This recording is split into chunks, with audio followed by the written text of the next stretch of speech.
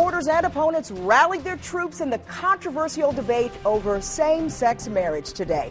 Both sides packing a hearing room, hoping to have their sides heard before lawmakers get set to vote, possibly as early as next week. ABC 2 News' Don Harrison has the very latest tonight from Annapolis.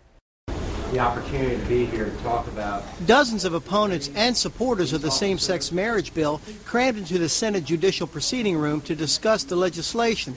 Same-sex marriage is legal in 5 states and the District of Columbia. Maryland is not one of them.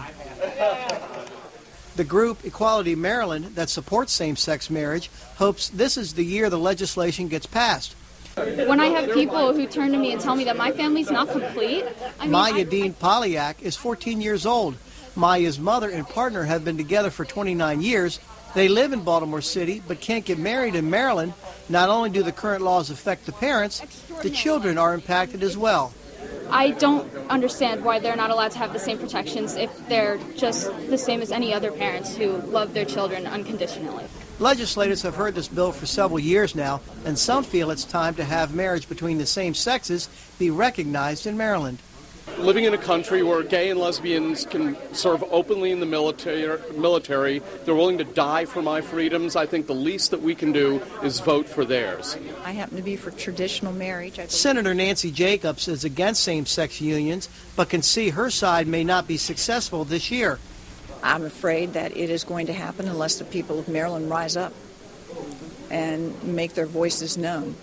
And they need to do that rather quickly, because the votes, I believe, are here in committee to pass the bill.